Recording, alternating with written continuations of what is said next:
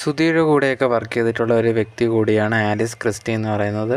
ഈ ഒരു Christy എടുത്തുണ്ടെങ്കിൽ latest ആയിട്ട് കുറേയധികം ഓൺലൈൻ മാധ്യമങ്ങളൊക്കെ ചോദിച്ചിട്ടുണ്ടായിരുന്നു, രേണു സുധിയെ പറ്റി ഇപ്പോൾ എന്താണ് അഭിപ്രായം, കുറേയധികം നെഗറ്റീവ് കാര്യങ്ങളൊക്കെ വരുന്നുണ്ടല്ലോ, എന്താണ് തോന്നിയത്, അതൊക്കെ കേൾക്കുമ്പം ഫീൽ ചെയ്യാറുണ്ടോ എന്നുള്ള രീതിയിലൊക്കെ ചോദിച്ചിട്ടുണ്ടായിരുന്നു. കാരണം സുധിയുടെ കൂടെ വർക്ക് ചെയ്തിട്ടുള്ളതല്ല, ഇപ്പം വൈഫിന് ഇതേ കണക്കുള്ള നെഗറ്റീവ് കമൻസൊക്കെ വരുന്നതൊക്കെ കേൾക്കുമ്പോൾ എന്താണ് തോന്നിയിട്ടുള്ളത് എന്നുള്ള രീതി ചോദിച്ചിട്ടുണ്ടായിരുന്നു. ആ ഒരു സമയത്ത് ആലിസ് പറഞ്ഞൊരു കാര്യം എന്ന് പറഞ്ഞു കഴിഞ്ഞാൽ, എനിക്കങ്ങനെ വിഷമമായിട്ട് അങ്ങനെയൊന്നും തോന്നിയിട്ടില്ല.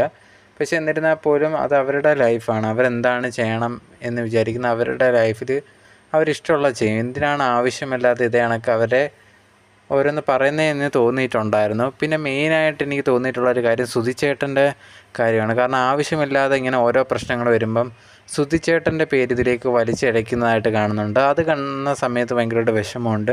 എന്തിനാണ് ആവശ്യമില്ലാതെ ഒരു മരിച്ച ആളെ പറ്റി ഇങ്ങനെ പിന്നെയും അദ്ദേഹത്തിന് ബുദ്ധിമുട്ടുണ്ടാക്കുന്ന രീതി, അദ്ദേഹത്തിൻ്റെ പേര് കളങ്കപ്പെടുത്തുന്ന രീതിയിലൊക്കെ സംസാരിക്കുന്നത്, അതിൻ്റെ ആവശ്യമില്ല എന്നുള്ള രീതിയിലാണ് ക്രിസ്റ്റി പറഞ്ഞിട്ടുണ്ടായിരുന്നത്.